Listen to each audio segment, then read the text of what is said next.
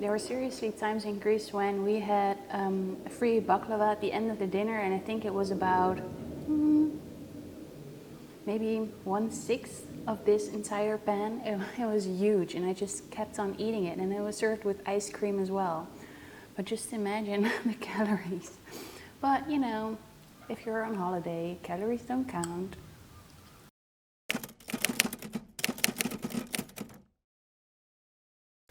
Baklava is rich, it's indulgent, it's buttery layers of Filo pastry filled with nuts and absolutely soaked in syrup.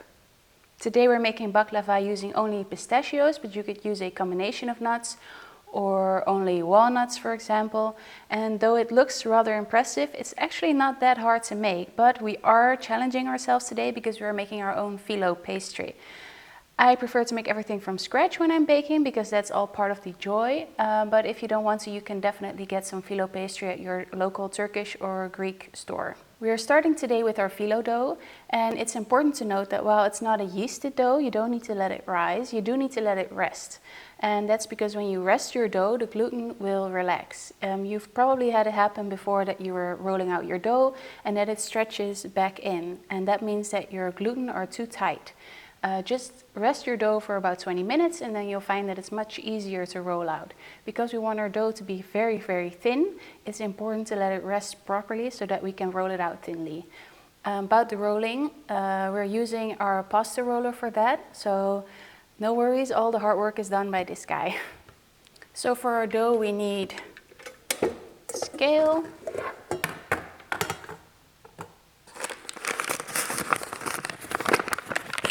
flour. I'll put all the quantities in the description box below.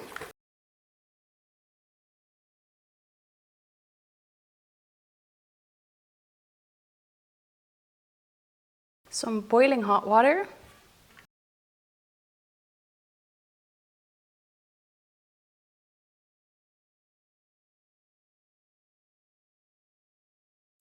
Salt. And I have some olive oil and vinegar in here. Now we knead until we have a smooth dough.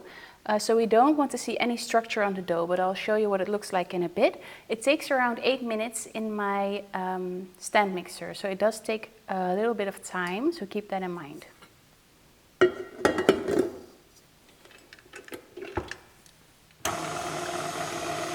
Our dough has been kneading for around 10 minutes, 8 to 10 minutes, and when I say I want a smooth dough, I mean I want my dough to look like this. And we let this sit now for about 45 minutes to an hour, but in the meantime we can start prepping the other stuff we need for our baklava.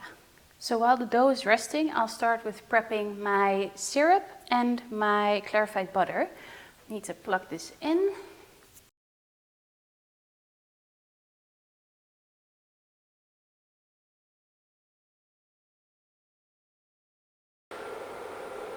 I hope you can hear me over this noise. But I have 400 grams of water and 450 grams of sugar. And I am going to add the juice of half a lemon and the peel of half a lemon.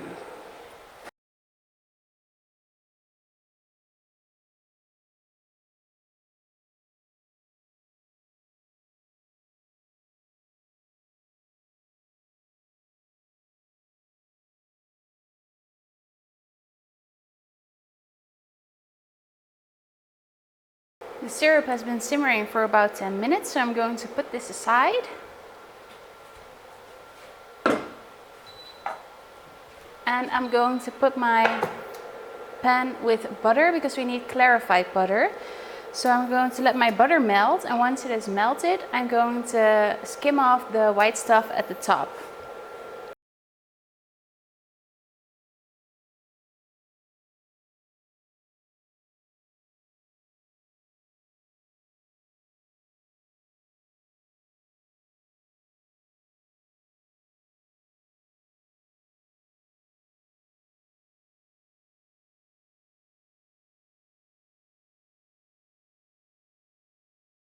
I have 400 grams of pistachios, and I don't want them to be chopped too fine. I do want them to have a little bit of chew and texture.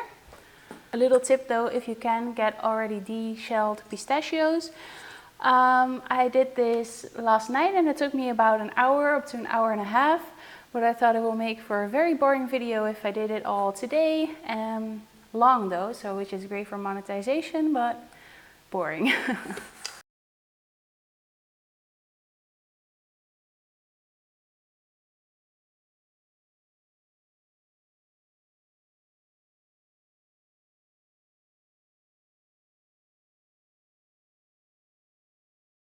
So I have everything I need right here. I have my dough. I have my pasta roller. I'm going to slide that one up here.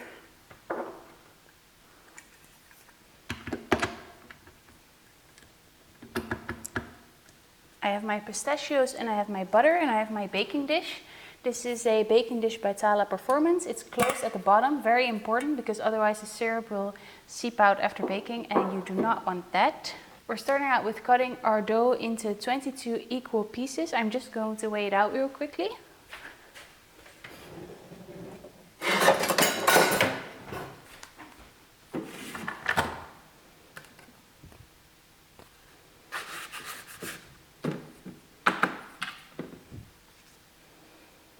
It's 500 grams.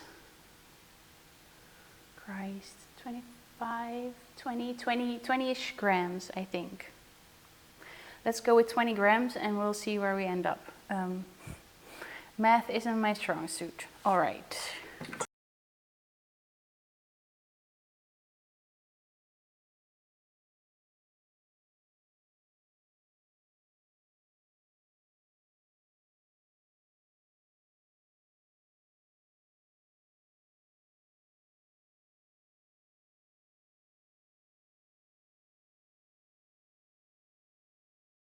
"22 pieces done. Let's remove this one. Because I know phyllo dough can be quite tricky, it tears easily, it sticks easily. I am not going to roll out all of my portions in one go. I'm going to do it layer by layer so that I can simultaneously layer up my baklava, my nuts and my butter. So we start with 5 layers of phyllo and just phyllo and butter.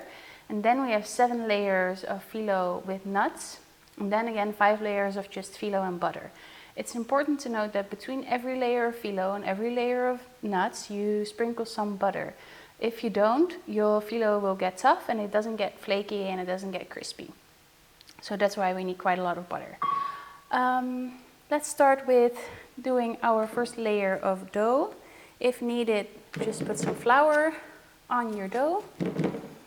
And then start with the widest setting, number 1, and just start rolling it through, going all the way up to number 8, the thinnest one as possible.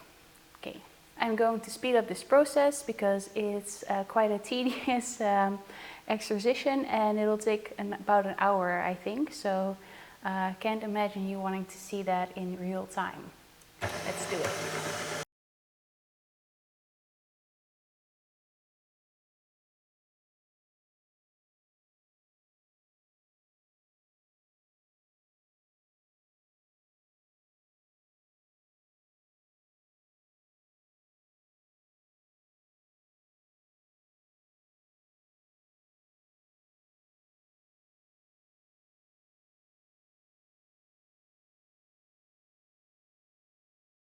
As you can see, this is a rather thin strip, but we are now stretching it out in the width. And this is where you get really thinly layers of phyllo, because it stretches out really thinly. You can practically see through it. But be careful though, because it tears quite easily. And again, this is why it's so important to have those gluten nice and relaxed, otherwise this wouldn't be an option to do at all.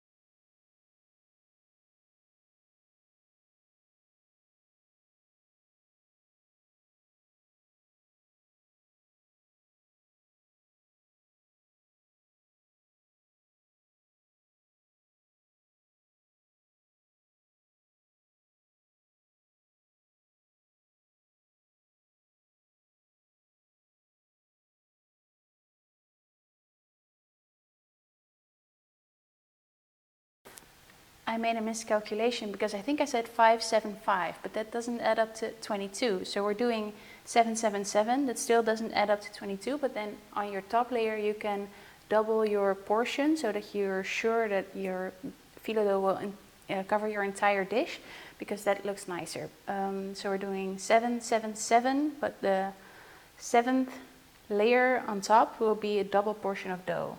Okay, got it.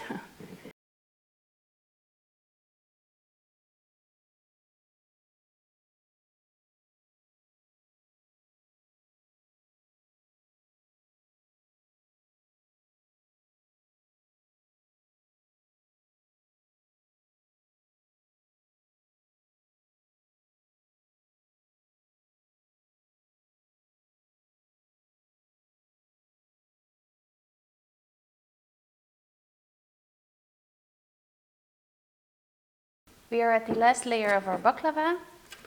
Like I said, I have a double portion of dough here because I want it to be able to stretch out completely over the entire baking dish. So I want a little bit more than the others, because with the others it's not a problem if it tears a bit or if it doesn't reach the end quite, because you're layering it up anyway. But because this is the last layer and we want it to look nice, we want it to cover the entire dish.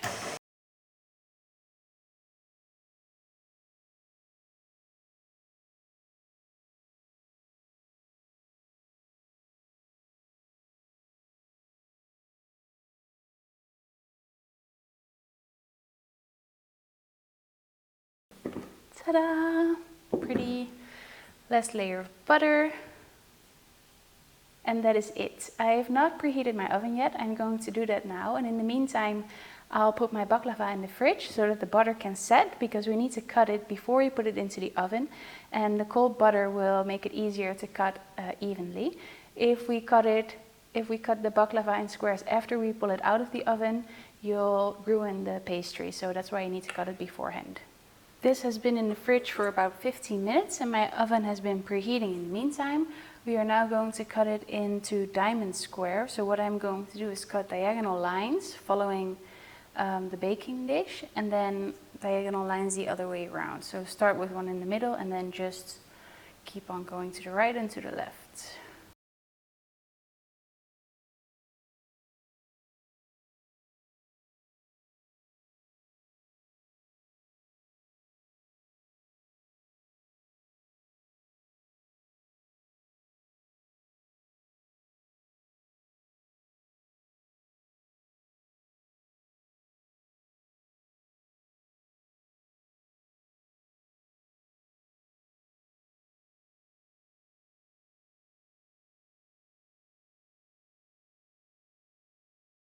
I'm going to bake my baklava for around an hour at 160 degrees Celsius. Now I've kept some of my pistachios separate because I want to decorate my baklava with it after baking.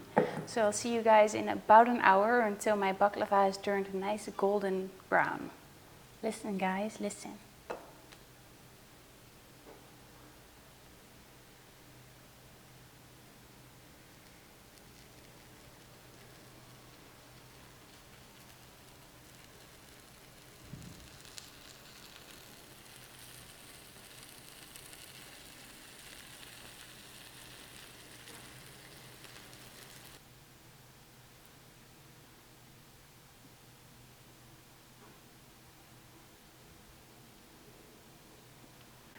Am I ending this video with some bad news? Unfortunately, yes, because you need to let this cool off completely and preferably even overnight, because the syrup needs to soak into the baklava and it needs to set, because if you take out a piece right now, everything will fall apart. So put it away, don't think about it, try not to smell it, and just know you'll have something to enjoy tomorrow. Thank you for joining me today while I made this baklava. I hope you like it, and if so, then please consider liking and subscribing, and then I'll see you guys next time. Thank you.